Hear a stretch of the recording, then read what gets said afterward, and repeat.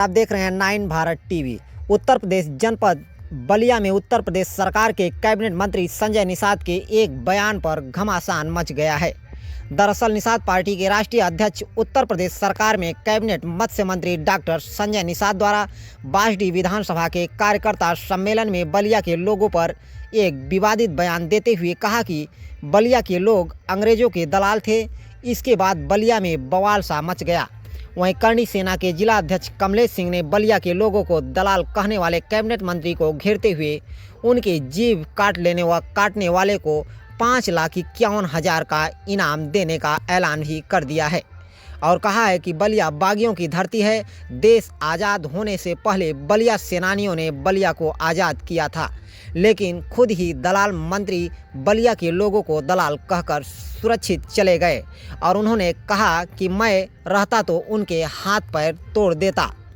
वहीं बलिया के बासडी में एक कार्यक्रम में बलिया के लोगों को अंग्रेजों के दलाल कहने पर कांग्रेस उपाध्यक्ष सागर सिंह राहुल की अगुवाई में कार्यकर्ताओं ने जोरदार विरोध प्रदर्शन किया। वहीं मंत्री संजय निषाद का पुतला मोटरसाइकिल से घसीटते हुए चित्तू पांडे चौक के पास कटहल नाले में फेंक कर नाराजगी जताई।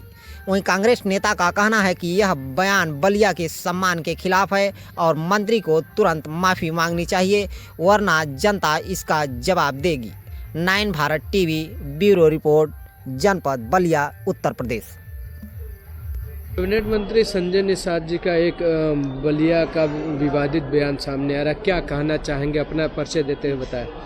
मेरा नाम कमलेश सिंह है और मैं बलिया करणी सेना का जिलाध्यक्ष हूँ और एक बलिया का सम्मानित और आम नागरिक हूँ। पत्रकार बंधु, जिस तरह का अमर्यादित बयान वो गद्दार दिया है, हरामखोर जो दिया है, जो समाज के नाम पर निषाद वंश को चूतिया बनाकर टिकट बेचकर दलाली करने का काम करता है, उस तरह जिस तरह बलिया की अस्मिता पर उसने सवाल खड़ा किया है, जूते से मारने का काम उसने किया है। और यह भी बलिया की धरती पर। सबसे बड़े दुर्भाग्य की बात यह है, इसी बलिया की धरती पर आता है, यहीं का पानी पीता है, यहीं का मिठाई खाता है, यहीं का खाना खाता है, यहीं के लोगों को दलाल कहता है और दलाल कह के चुपचाप चला भी जाता है। अरे उसका बरौनी छील के यहाँ पूरे बलिया में उसको घुमाने का काम करना चाहिए था। लेकिन वहाँ बैठे लोग, जो कायर लोग ताली बजा रहे थे, मैं उनको भी बता देना चाहता हूँ कि बलिया की अस्मिता के लिए नहीं लड़ोगे तो ये बलिया भी तुम्हारा साथ नहीं देगा। और मैं पक्ष विपक्ष के सभी नेताओं के कहना चाहता हूँ कि अब तक तुम्हारा कोई बयान नहीं आया, ये कहीं ना कहीं बहुत शर्मनाक है, क्योंकि बलिया के बगावत से तुम समझौता कर रहे हो। बलिया अपने बागीपन से, बलिया ने प्रधानमंत्री के कुर्सी को ठुकरा दिया है इस बागीपन के लिए, और उस बलिया के इतिहास को छेड़छाड़ करके वो इतिहास पे टीका टिप्पणी करके यहाँ से चुपचाप चला गया और तुम तालियां बजाते रह गए। कहाँ गया तुम्हारा बागीपन? कहाँ, कैसे तुम झुक गए उसके आगे? हाँ, प्रदेश सरकार के छोटे से मंत्री के सामने पूरा बलिया हमको झुकता हुआ नजर आ रहा है। आखिर क्यों ऐसा है? मैं तो कह रहा हूँ कि अगर संजय निषाद मुझे मिल गया, राख लगा के उसकी जबान खींच लूँगा, काट दूंगा उस जबान जो बलिया के खिलाफ उठेगा।